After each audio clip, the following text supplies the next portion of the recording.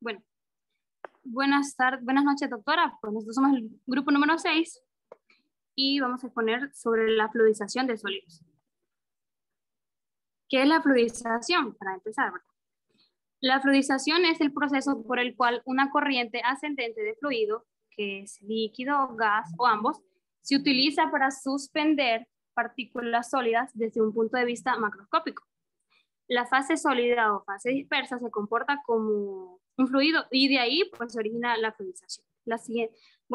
La fluidización es un fenómeno físico que se da cuando se pone en contacto un sólido con un fluido. Consiste en poner en libre movimiento partículas sólidas que se encuentran en un lecho mediante la ayuda de un fluido. Con este propósito, el fluido ingresa por la parte inferior del lecho y debe tener una velocidad tal de no llegar al transporte neumático o hidráulico de las partículas. En la gráfica podemos observar 3 regiones. La primera, no, ahí en la misma, vean, estoy en la misma. Bueno, en la gráfica podemos observar esas 3 regiones. La primera es la del lecho estático, donde la porosidad se mantiene constante. En la segunda etapa se aumenta la velocidad, conocida con el nombre de velocidad crítica, de fluidización. Y pues por último está la tercera etapa con velocidades mayores, donde tenemos un flujo turbulento en cual se experimenta la velocidad fluidización. La siguiente, por favor.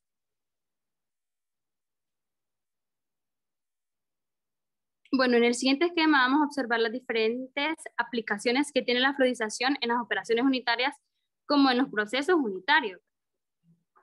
Fluidización, las operaciones unitarias y procesos unitarios. En las operaciones unitarias tenemos el secado de granos, que es un contacto sólido con el aire, clasificación de partículas, que es la industria minera, y la extracción de sólido líquido. Procesos unitarios, que es la FCC, que es la cracking catalítico fluido, y el tostación de piritas. La siguiente.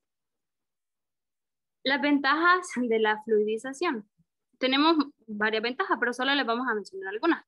El gran desarrollo superficial, gran turbulencia, posibilidad de trabajo en sistemas continuos y puede complicarse en procesos exotérmicos y endotérmicos.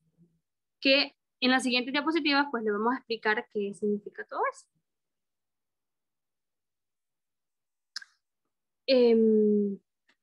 Bueno, desarrollo superficial. Esa es una gran ventaja de la fluidización. Cuando existe un gran desarrollo superficial, podemos tener transporte de masa o energía. Dependiendo de la naturaleza de la transferencia, la misma va a determinar la eficiencia de la operación. Así, al aumentar el área de superficie, aumentará la cantidad de calor o masa transportada, favoreciendo notablemente esta operación. Al darse este fenómeno de fluidización, estas son las ventajas que vamos a obtener. La siguiente, esa es la primera. La segunda, pues, es la turbulencia. Al existir gran turbulencia en la fluidización, vamos a tener una mejor transferencia de calor. Se va a transferir más rápido el calor o de masa, pero va a existir resistencia a la misma, debido a la capa límite de contacto con el sólido. La siguiente. El trabajo en sistemas continuos. Cuando se trabaja en sistemas continuos en las que intervienen fases sólidas, sabemos que es difícil su transporte, porque los sólidos no son capaces de fluir por sí solos. Por lo tanto, es difícil generar una operación unitaria en donde fluirá el sólido. En fluidización, el sólido puede fluir en un lecho y es factible que se haga en continuo. Por eso es que es una ventaja, porque no es tan fácil que fluya un sólido. Pero en la fluidización así, del lecho sí se puede realizar.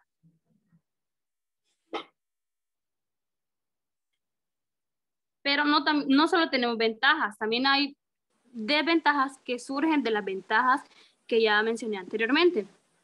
Por ejemplo, el costo elevado de la desintegración mecánica de sólidos podría tomarle como antieconómica a la operación.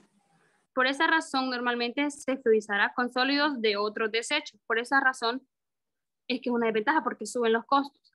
La elevada turbulencia es limitante en procesos donde se realizará la reacción química que podría reaccionar solamente la parte exterior del sólido y afectar a la cinética de la reacción cuando el sólido es el reactivo.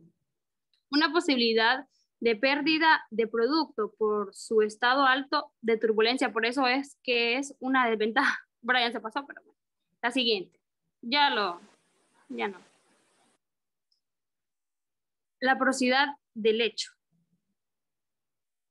La porosidad es el cociente entre el volumen hueco de un lecho para el volumen total del mismo, físicamente o fenomenológicamente. Representa los espacios huecos que tiene un sólido. Su ecuación, pues esta es la ecuación de la porosidad del lecho, que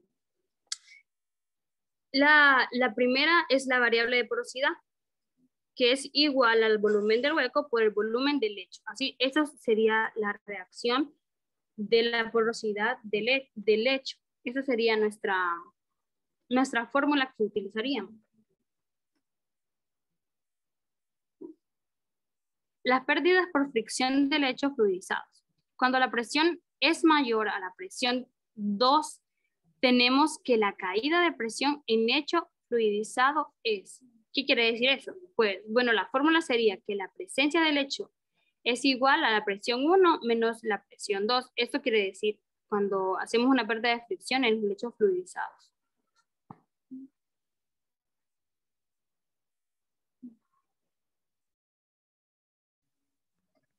Bueno, yo voy a continuar hablándoles sobre la velocidad crítica de fluidización. Bueno, en la región intermedia existe una velocidad que define el lecho estático y el lecho hirviente.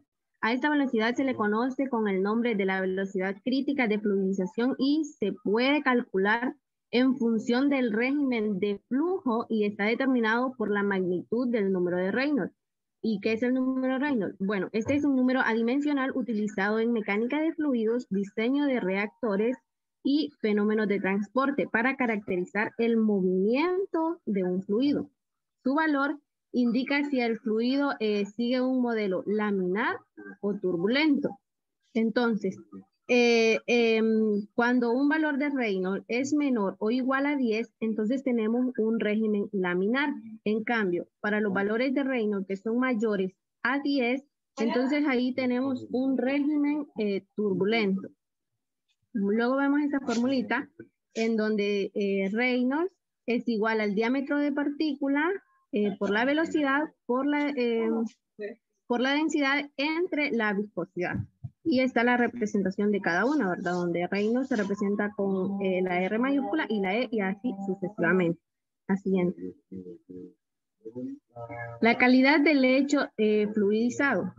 Una fluidización de buena calidad se consigue cuando el lecho está libre de irregularidades y de canalización. Debe aceptarse que muchos sólidos nunca darán una buena fluidización, en especial aquellos cuya forma es apreciablemente no isométrica y aquellos que forman partículas blandas que tienden fácilmente a aglomerarse. Además, cuando el sólido es capaz de dar una fluidización de buena calidad, el fluido debe distribuirse completamente en el fondo del lecho y esto requiere la presencia de un distribuidor que origina una caída de presión al menos igual a la que tiene lugar a través del lecho. La eficiencia de la fluidización va a depender de factores inherentes al fenómeno, así que tenemos que la eficiencia de la fluidización es igual a la velocidad másica de fluidización menos la velocidad másica de prefluidización entre la velocidad másica de fluidización. Bueno, esa es la fórmula que se usa, ¿verdad? Para la eficiencia de la fluidización. Y ahí vemos que cada una se representa con la eficiencia de la fluidización con F y la velocidad másica de prefluidización con la G mayúscula y la velocidad másica de fluidización con G y F. Siguiente. Las anormalidades del lecho fluidizado.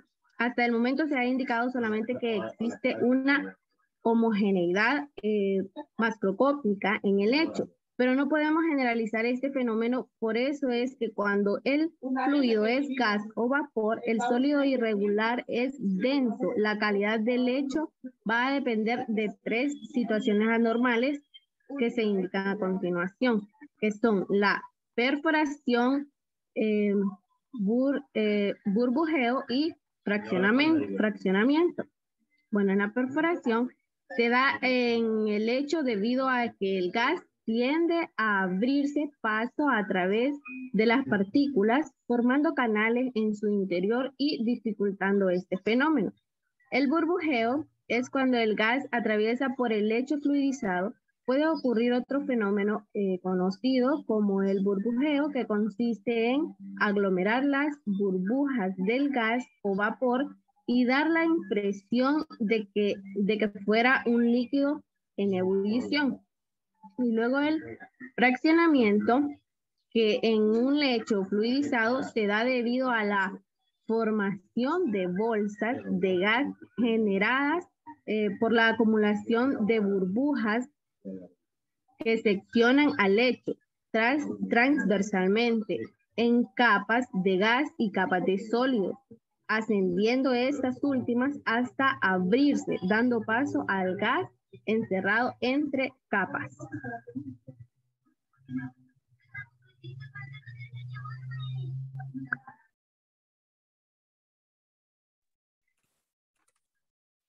Continuando con el tema, tenemos lo que son los fenómenos de transferencia en los lechos fluidizados, que en estos la transferencia de calor y de masa se ve favorecida cuando existe un alto coeficiente de transferencia tanto de calor así como también de masa. Y en el caso del transporte de calor tenemos 2 casos, que puede ser el transporte sólido-gas o el transporte lecho-pared.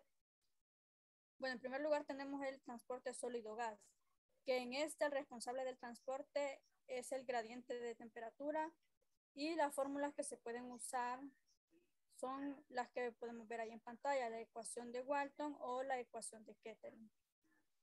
Siguiente. En el transporte de lecho-pared, el coeficiente de transferencia es mayor al coeficiente de transferencia del lecho estático. Y los coeficientes de convección lecho-pared se incrementan en diferentes casos. Entre los más comunes podemos encontrar que es cuando la velocidad del fluido se ve en aumento en dicha fluidización, o también cuando la conductividad térmica del fluido es más grande. Otro caso puede ser cuando se disminuye el tamaño de las partículas, u otro cuando la altura del lecho se disminuye. En este caso se pueden utilizar las ecuaciones de Nusselt y Sherwood. Siguiente. También tenemos lo que son las características cinéticas de un lecho fluidizado, que, bueno, al pasar el fluido por un lecho fluidizado, este va a tener un íntimo contacto con el sólido, lo que esto tendrá un tiempo de residencia que va a ser igual a la relación del volumen ocupado por el gas en el lecho para el caudal del gas. Si la velocidad del gas es alta, el tiempo de residencia será más corto, lo que nos indica que la eficiencia en la fluidización va a depender de la velocidad con que circule el gas. Para tener un mayor tiempo de residencia del gas en el lecho, hay que aumentar el volumen del lecho. Por tanto, al aumentar aumentará el tiempo de residencia, y para esto se pueden tener 2 tipos de lechos, como ser los que sean en serie u otros también llamados paralelos.